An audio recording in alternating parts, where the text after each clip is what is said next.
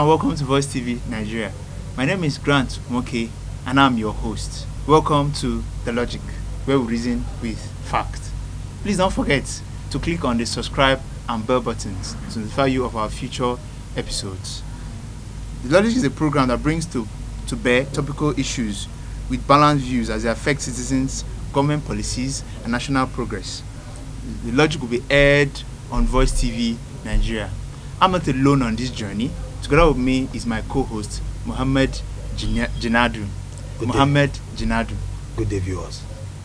Well, now together we are going to analyze topics and leave you with facts, and most times get educated from your comments. Please don't forget to click on the subscribe and bell buttons to notify you of our future episodes. Once again, you're welcome. So, Mr. Mohammed. Yes, sir. 2020 has been an eventful year. We started with the pandemic, COVID-19. As a country, we're grappling with the pandemic, and we had another crisis in our hands to manage, which is the Endsars protest. So, from your view, beyond the rhetorics and beyond the sentiments, but let me start by even asking, what's your take about the Endsars protest, for starters? Well, I welcome you again, viewers. I think Endsars protest is an eye-opener, and it should be a learning curve for all Nigerians. What I mean is, it's a period that has afforded us the chance to understand the perception from the citizens to their government, the perception of citizens to the institutions that are being run by their government, and to understand the adverse effect of certain laws as regard their rights and service delivery from government to citizens, basically. Okay, wow. So well said. Now let me ask you a very poignant question. From your view, do you think COVID-19 was just a metaphor for young people to express their grievances with the government, or do you think it was really they had a case? So what do you think? Well, I think the Endsars protest was just a kind of a result culminating from a lot of deficiencies. Okay. One, we've been talking about unemployment for ages. We've been talking about the poverty index of the world. We've been talking about underdevelopment. So a lot of things just happened, and Endsars protest just became the match that lit the gasoline.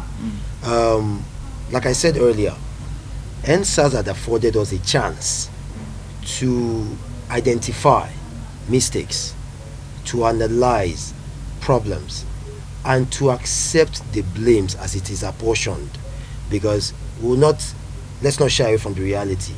Yes, you had cases, but were there mistakes? There were mistakes.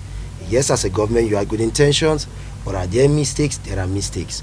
Now, these institutions that we give birth to, using our own laws like we thought, I think a lot of discrepancies are here and there, and I would love us to take this chance to look inward, reevaluate us as a people, and see how we can come together with progressive suggestions and grow as a nation together.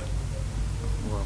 So, now having said that, during the course of the protests, there were some demands made by the protesters, which, if you don't mind, I want to rule some of them out. Right. So you furnish us with your take about it, and to also know if these demands are feasible by the government. Now let me read them out, if you don't mind. Now there are 5 demands that was given by the protesters to the government. The first one is the immediate release of all arrested protesters.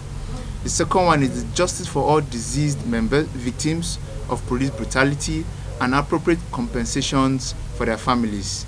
3, setting up of an independent body to oversee the investigation and prosecution of all reported police misconduct within a period of 10 days. 4. Carrying out psychological evaluation and retaining of all disbanded SARS operatives before they can be deployed. This should be verified by an independent body. Number 5, the government should increase police salary and they should adequately be compensated for protecting lives and property of the citizen. Now, with all of this, do you think this is feasible, or do you think this is possible, or they're asking too much? The demands are laudable from the end of, if you're asking the protester who is demanding, he will tell you these are apt and laudable. Agreed. But how realistic are these? I quite would love to start off by saying, let's borrow lines from what you introduced this program to be. We are not here to speak for government. We're not here to speak for any other group or association. We're just doing our best to bring things to the table. Let's have logical reasoning, so we both understand on either sides that we belong or that we're leaning, so we know how to move forward, accept the blames, see where our shortcomings are, see the things we can improve, and move forward. Now let's go to all these demands as you rightly highlighted. Immediate release of all arrested protesters.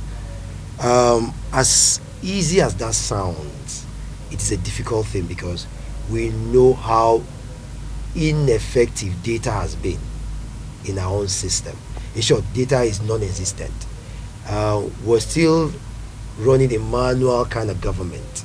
Our institutions are being run manually. We've not really accepted the advent of innovation, digital innovations in Nigeria. So I'm asking a critical question here. How do you identify who a protester is if people have been arrested? We don't have records of them. And it's usually the words of the officers against the arrested protesters, so to speak. So I wouldn't want us to ask people, innocent victims, to be released alongside people who are really, really bad for our society. If we always know this magnum, if you've done the crime, you do the time. Do the time. Now, if there are actual criminals, are you saying because there's a protest, all of them should be released? This is a question I would like us to ponder. One, as good citizens. Two, as a parent, who wouldn't want his kids to be endangered with criminals just moving about, and no government will want that in its society. And secondly, justice for all deceased victims is still the same thing. Without going further, we have data issue. There's no record anywhere of all of these people I'm talking about, but I understand that there is judicial inquiry going on. It will afford those people who are actually innocent to prove beyond doubt, and if the panel see them fit and clean, I'm sure they will go home. For the third one, yes, and their families, so to speak, the second one, it's difficult. Again, data. Without sound like a broken record, data is really, really what we don't have. No record of these families, no record of their deaths or brutality, so to speak. Virtually everybody that has had an experience with the police force or the SARS per se, it has been word of mouth and one rare witnesses. It has always been rare witnesses. So there are no records anywhere. But we believe if the government sincerely want to take advantage of the truth that we're enjoying now, so another strike or another protest don't come again, because we're still trying to recover from just these few days, from the few days of the protest. A lot of things were lost, loss of life, properties were damaged, businesses have been grounded, properties, government institutions. It's a difficult, the loss is, it's too much to quantify. So I think the demands are good, but at the same time, I'm asking the protester that, look, now let's look at it. We're now in a truce phase. Let's look at it again and see how feasible. If you're the government, will this be easy? What are the questions you ask? But if there are ways we could appease each party to go through all of these things and see the mistake. Rather, what I would prefer would have been, why don't we go through all of these demands and ask for the cause of all these protests? What were the things that made the protest happen? Let's see how we can reduce or mitigate those causes so we can believe to have a better society for everyone. Mr. Mohammed, I think you've done justice to that question.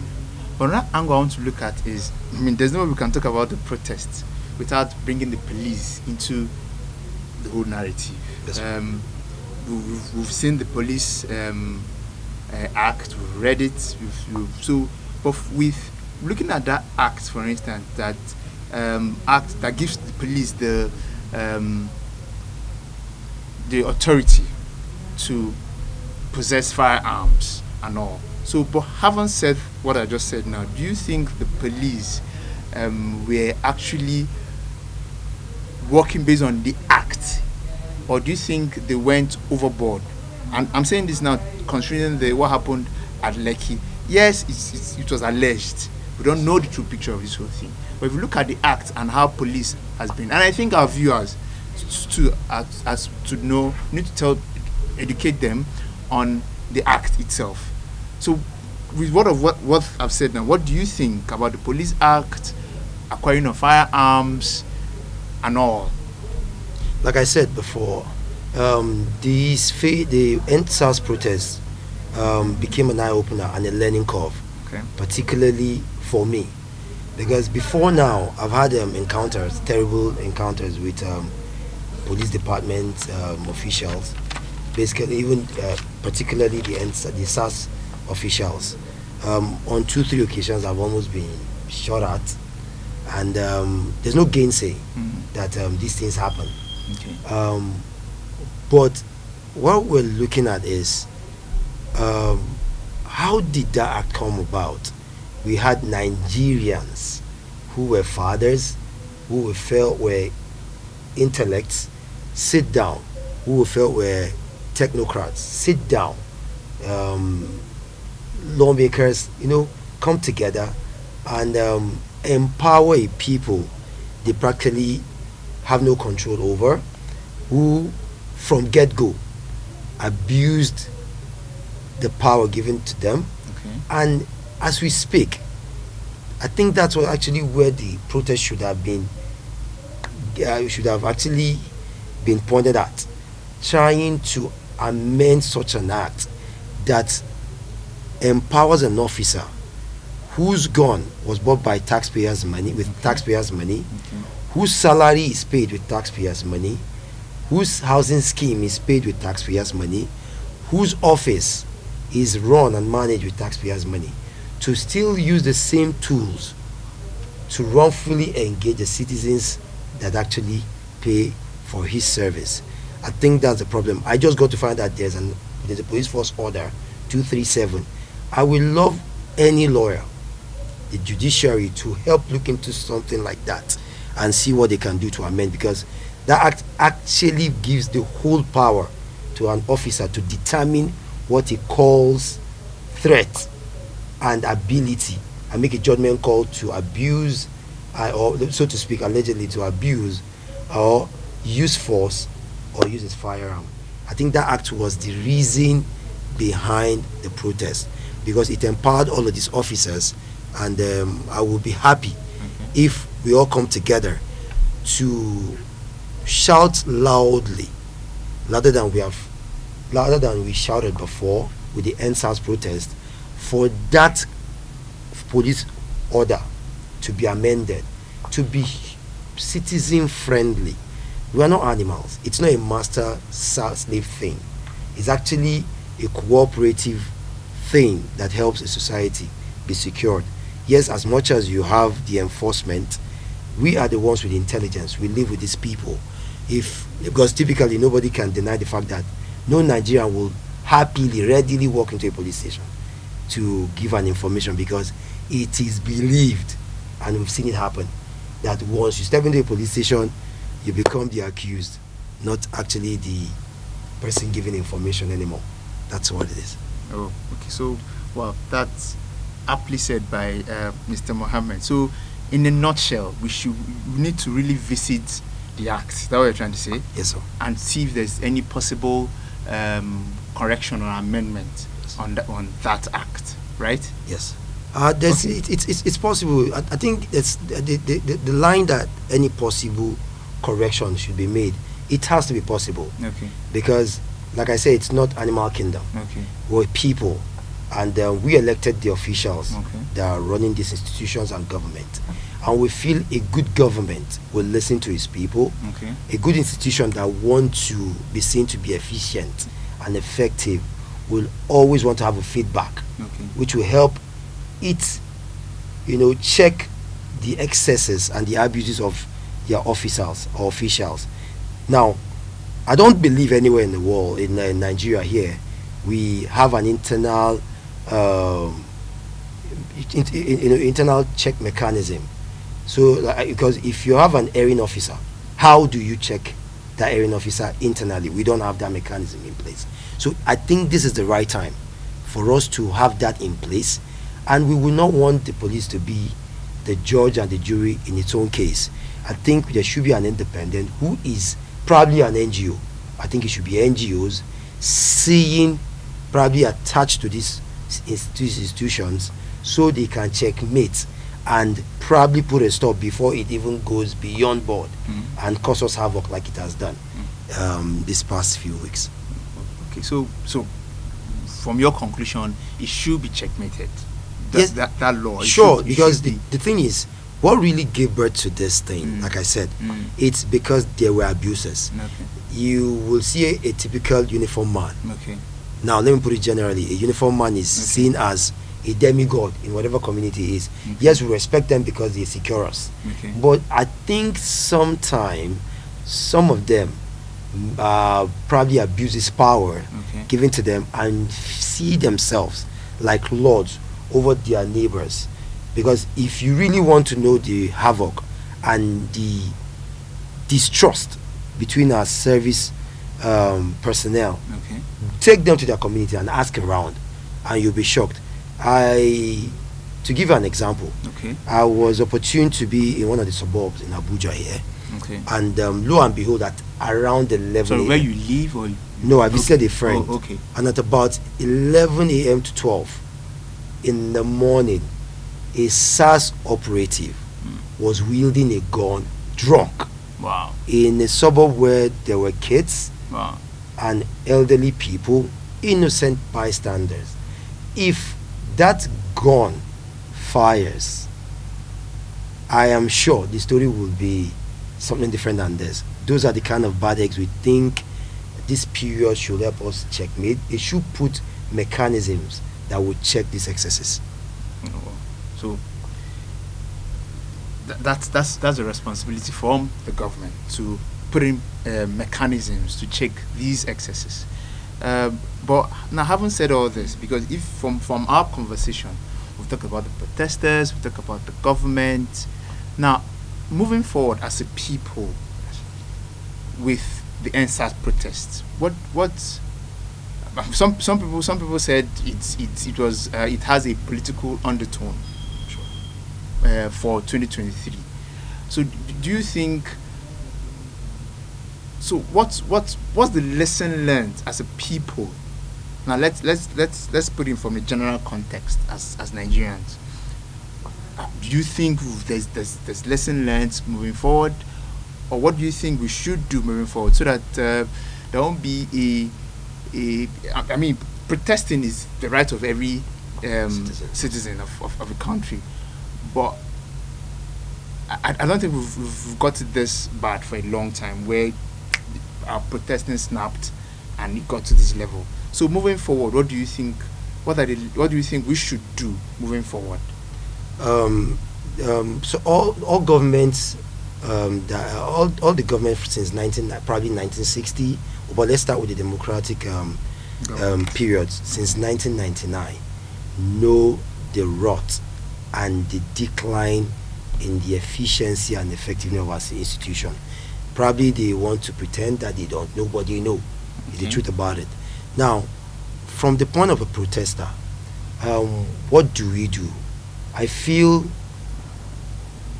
what we did that last time should have been the last resort. I don't think we actually should have taken that protest to the streets, because You think so? as much as it was it seemed to them like that was the only way out. Okay. I feel we would have channeled it better. This is my opinion. Okay. We have lawmakers paid by us, taxpayers' money. What's their duty? They make these laws that govern these institutions. The acts come from whatever they legislate. So what have they done? Are they telling us from 1999 till date they've not seen that Police Force Order 237, that it is unfriendly to the citizens that are being led? And we took this thing to the street, and what did we get in return? As much as we started having gains, it was hijacked, so to speak, from the same pool of youths that were protesting. Yes, political undertone will always play. There is always an actor somewhere who makes more money, who gains something during chaos.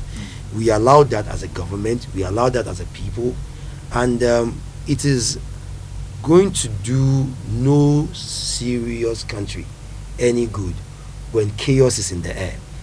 It will not be safe for our elderly, it will not be safe for our children, it will not be safe for us, because a peaceful society is the one that is open to development.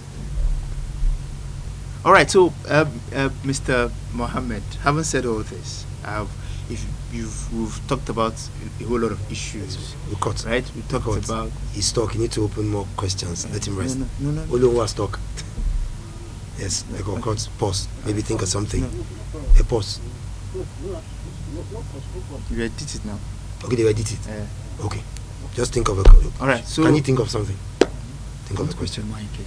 Okay. Now. That's what I'm saying. Yes. Okay. Should I? You should go on a break then. Okay. Or we'll come back. We'll say we believe we've touched on something. You have to say that. We're talking about the Endsars protest, and the truth is we can't exhaust the topic. But in conclusion, I think as a people, let's go out there and engage our policymakers, our legislators, so that they should look into the Police Act 237 for it to be more people friendly, and for it to be more people engaging. So having said that, I think it's time for us to delve into our second story, and this is going to be on a lighter note. So Mr. Mohammed, with the news making the rounds, with the news hogging the headlines about the defection of the present governor of Ebonyi State, Mr. David Umahi. So what's your take when you heard about the story? What came to mind for you? Did you think it was another gale of defection by our politician, considering the fact that this is just 2020, so we are still 2 years plus to 2023? So do you think I felt it was too early for such kind of defection? So what do you think? In fact, when I saw the news, I asked if it was transfer season because I know footballers are the ones that move from a club to another, but it's a norm when it comes to Nigerian politics. Unfortunately, because you probably see PDP man in the morning, and you'll be shocked in the afternoon it's already APC. You see, if he doesn't get what he's looking for in PDP or APC, he moves to ZLP. So it is in our constitution that you can be part of any association whenever you want, provided it is in line with the Nigerian constitution. Yes, David Umahi has left PDP. As it stands now, it shows that APC already has 40% of Southeast, 2 governors. Now, will this tinker their fortune? We'll see as the days unfold. Now, is he a gladiator? We will know his influence as these days unfold. The irony of it is, why is PDP panicking? Why are they panicked? Because this same thing happened to APC in Edo. Obaseki defected from APC to PDP, and I don't think APC actually had a conference the same tone as PDP is having in Ebonyi State. Nobody needs to know the senators are not defecting or the House of Rep members are not defecting. Will you know if the next man to Samuel Egu reading the papers or making those pronouncements is actually defected or has actually defected to APC? He's just waiting for the conference to be over so he can. So I think the PDP should reevaluate and identify their problems, because there is something wrong. If you hear some commentaries going on, flying about, David Umahi is pointing his fingers at Yesowike of River State, Okay. that he's becoming a dictator and that other governors are angry with him. Probably David Umahi, because he spoke and he has shown his anger, we see him as a bad blood, as a bad person. I think what the PDP members or followers should do is ask critical questions. One of the things he made mention of is they've been overlooked, the Southeast especially, in all of the presidential tickets, and he says he's fighting for his people. He has a right. If others feel they don't want to fight, they should be quiet about it. So I feel this PDP caucus from Ebonyi coming out, yes, they want to be, we are good guys, but yeah, but does it really, how does it really affect the average Igbo man in the Southeast and the average Nigerian? What that press conference is about? I think what we should concern ourselves is ideologies in our politics. There is none, and it's a shame, because terrible politicians give birth to terrible mindsets. This terrible mindset build terrible institutions without supervision and monitoring and checks, and these are the chaos like we've witnessed with the Endsars. So I don't think it's really he has gone.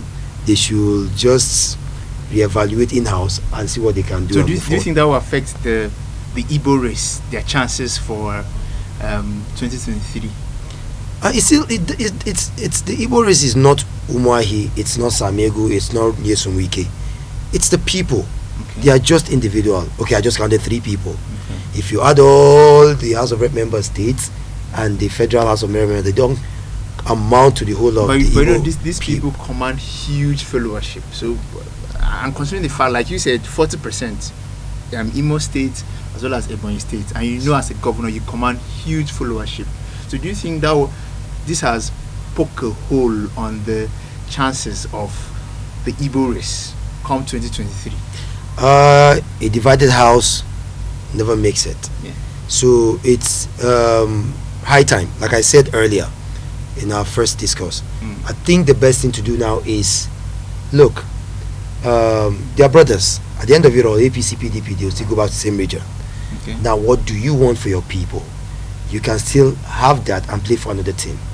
You can have it's a sport. They should be good sportsmen. Okay. It's a sport. Forget that it's taking a serious business here. Politics is like football.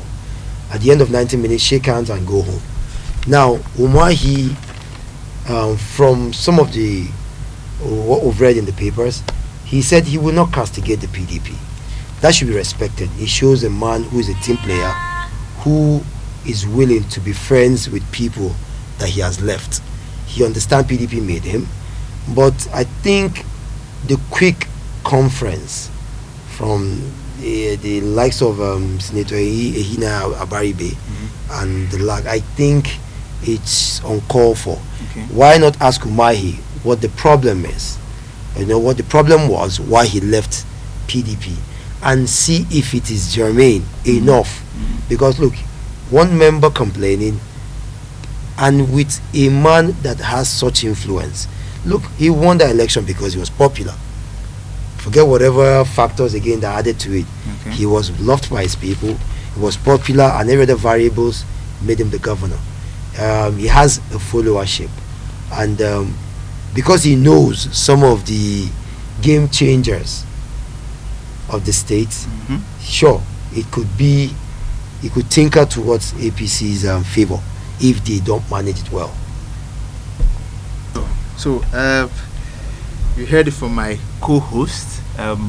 We started with the just concluded Endsars protest. We'll talk about the protesters, the police, the government moving forward, and secondly, on a lighter note, we talked about the defection of the present governor of Umahi State, Mr. David Umahi.